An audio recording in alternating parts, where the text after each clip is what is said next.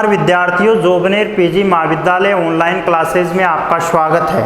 आज हम BSc part first में बॉटनी सब्जेक्ट को लेकर आए हैं। बॉटनी सब्जेक्ट के अंतर्गत हम आज बॉटनी का सामान्य परिचय अर्थात वनस्पति विज्ञान का सामान्य परिचय क्या है, वनस्पति विज्ञान की कौन कौन सी शाखाएं हैं और वनस्पति विज्ञान के जनक कौन कहलाते हैं, उनके बारे में आज हम विस्तार पूर्वक चर्चा करेंगे। सबसे पहले हम बात करते हैं वनस्पति विज्ञान की परिभाषा क्या है।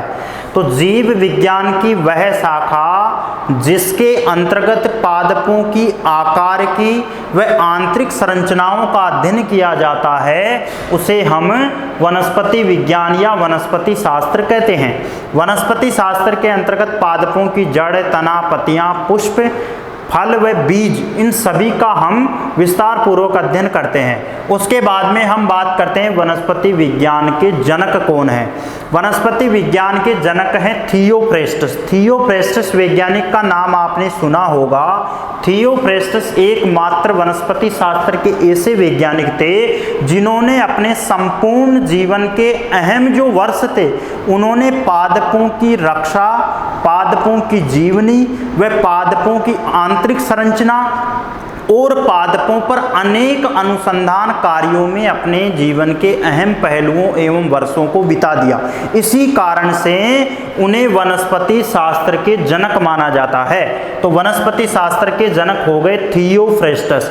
उसके बाद में हम बात करते हैं वनस्पति विज्ञान की कौन कौन सी शाखाएं हैं जिसके अंतर्गत हम अलग अलग प्रकार से वनस्पति शास्त्र का अध्ययन करते हैं। तो सबसे पहले हम बात करते हैं, पहले नंबर की जो शाखा है वो है हिस्टोलॉजी। हिस्टोलॉजी को हम बोलते हैं ऊतक विज्ञान। ऊतक विज्ञान में जैसे नाम से ही पता चल रहा है कि वनस्पति शास्त्र के अंतर्गत आने वाले सभी प्रकार के जो ऊतक हैं उन सब का अध्ययन कौन सी शाखा में किया जाएगा, हिस्टोलॉजी में किया जाएगा। उसके बाद में दूसरी जो शाखा है वो है एनाटोमी।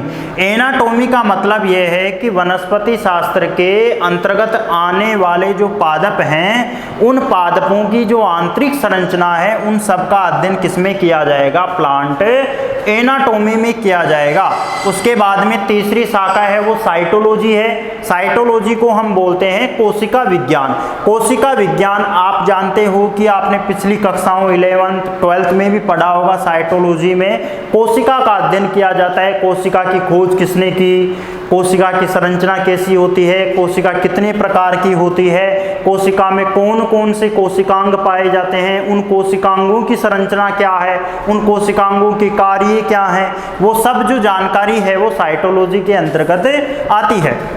उसके बाद में चौथे नंबर की जो शाखा है वो एम्ब्रियोलॉजी अर्थात भ्रूण विज्ञान।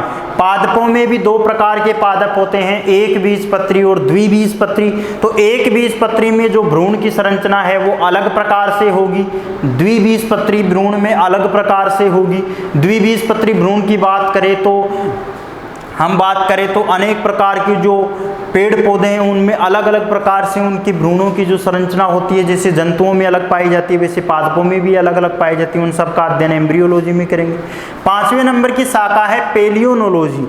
पेलियोनोलॉजी में अंतर्गत हम एंथर की संरचना का अध्ययन करते हैं। एंथर पुष्प में एक मुख्य भाग होता है जो प्रजनन में सहायक होता है, उसका अध्ययन करते हैं। उसके बाद में टेक्सोनोमी।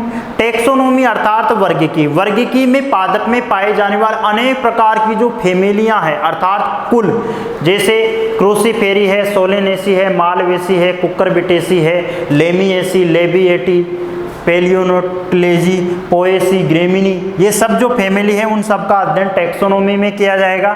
इकोलॉजी। इकोलॉजी को मतलब है कि हम पारिस्थितिकीय विज्ञान।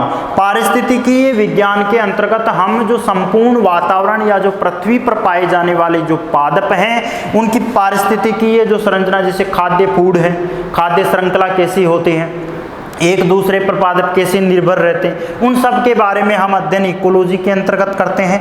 अगली जो शाखा है वो क्या है, जेनेटिक्स। जेनेटिक्स अर्थात आनुवांशिकी। आपने पढ़ा भी होगा कि आनुवांशिकी के जनक कौन है, Gregor zone Mendel. Gregor zone Mendel के द्वारा दिए गए 3 नियम और उसके अलावा उन्होंने जैसे मटर पर जो उद्यान मटर है उस पर कार्य की, उन सब का जो अध्ययन है वो किस में किया जाएगा, जेनेटिक्स में किया जाएगा। उसके बाद में कौन सा है, फाइकोलॉजी। फाइकोलॉजी जैसे नाम से ही पता चल रहा है कि फाइकोलॉजी में हमेशा हम शैवालों का अध्ययन करेंगे। एल्गी कितने प्रकार की होती है, कौन सी एल्गी कौन सी जगह पर पाई जाती है। एल्गी भी कई प्रकार की होती है, जैसे भूरे, लाल, हरे, नीले, कई प्रकार के शैवाल होते हैं। उन शैवालों के जो सभी जो प्रकारों का जो अध्ययन और जिनकी संरचना का अध्ययन फाइकोलॉजी में किया जाएगा। उसके बाद में माइकोलॉजी। माइकोलॉजी का मतलब है कवक विज्ञान। कवक विज्ञान के अंतर्गत आपने नाम सुना होगा, एक बहुत ही प्रख्यात जो वैज्ञानिक थे एंटोनी बेरी। एंटोनी बेरी जो थे उन्होंने कवकों के ऊपर अध्ययन किया है, कौन कौन से कवक होते हैं जो हमारे खाद्य पदार्थों को खराब कर देते हैं, हमारे शरीर में अनेक प्रकार की अक्रियात्मक गतिविधियां ला करके शरीर को बीमार कर देते हैं। तो उन सब के कारण, उन सब के पीछे जो कारण है वो कवकों का है। तो सभी प्रकार के कवकों का हम अध्ययन माइकोलॉजी में करते हैं। उसके बाद में पोमोलॉजी। पोमोलॉजी आप जानते हो कि एग्रीकल्चर में भी चलता है, उद्यान विज्ञान में पोमोलॉजी अर्थात जिनमें फलों का अध्ययन किया जाता है उनको हम पोमोलॉजी बोलते हैं।